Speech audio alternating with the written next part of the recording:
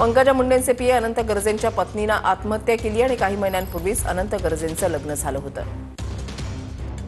बोलले नाही कधी की असा असा विषय. ते म्हणले मुलगी नांदती आपली, काय बोलायचं होऊन जाईन. पण ते टोकाचा पाऊल झाला त्यांचे वादावाद झाले.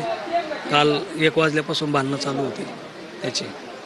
काल नेमकं कशी म्हणजे आत्महत्या कशी केली आहे, काय नेमका घटनाक्रम होता काय? त्याचं म्हणणं आलं की फाशी घेतली माझ्यासमोर. हो, आनंद गर्जे घरी होते. हा, तो म्हणतोय घरी होतो मी.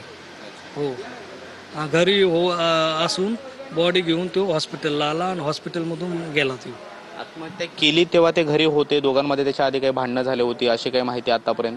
ते मुलीच्या वडिलालाच माहिती. मुलीचे वडील आहेत आतमध्ये, त्यांनाच माहिती. कारण तो टॉर्चर करत होता 2-3 महिन्यापासून. टॉर्चर करण्याची नेमकी कारणं काय होती जर हे आरोप तुम्ही करताय? त्याचे वैयक्तिक काही मॅटर आहे ना, हिला माहिती झाली. कशाचे जरा बाहेरचे संबंधातली मॅटर माहीत झाली. तिने सोडून दिलं की जा बाबा तुझं सोडून दिलं. पण तरी पण चॅटिंग बिटिंग ती पाहत होती. तिच्या वडिलाकडं सगळं येते, तिने पाठवलेले आहेत. तिच्या वडिलाकडं ते चॅटिंग बिटिंग सगळं पाठवलेलं आहे मोबाईलमध्ये.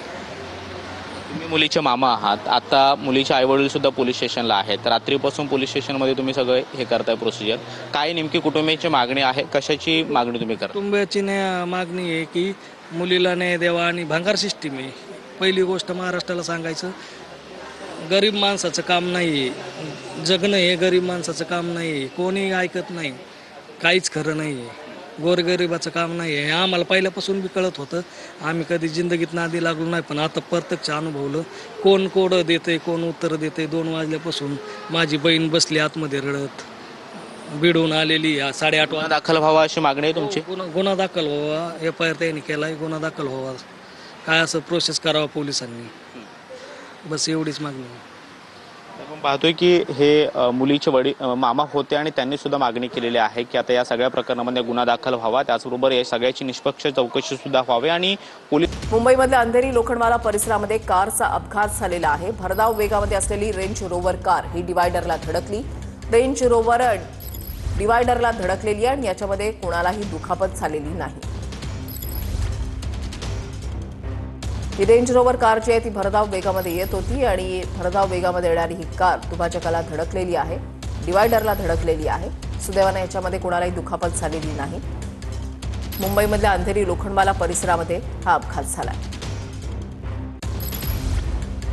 धाराशिवमध्ये एसटी बसची वाट पाहणाऱ्या विद्यार्थिनींनी पालकमंत्री सरनाईकांच्या समोर तक्रारींचा पाढा वाचलाय. सकाळी 10 वाजल्यापासून 1 वाजेपर्यंत बसची वाट पाहावी लागते अशी तक्रार या विद्यार्थिनींनी पालकमंत्र्यांकडे केलेली आहे. विद्यार्थिनींच्या तक्रारीनंतर सरनाईकांनी एसटी महामंडळाच्या कर्मचाऱ्यांना झापलेलं आहे. यापुढे काहीही तक्रार असेल तर थेट मला फोन करा असं म्हणत सरनाईकांनी विद्यार्थिनींना त्यांचा मोबाईल नंबर दिला.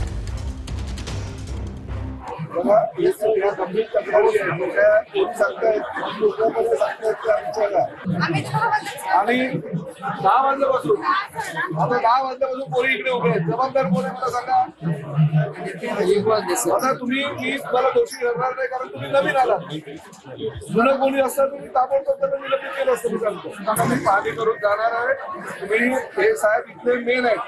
तुम्ही पोरींनी तुमच्या काय काय तक्रारी आहेत, तुमच्या काय काय समस्या आहेत यांच्याकडे सांगायच्या. मी माझा नंबर तुला देतो.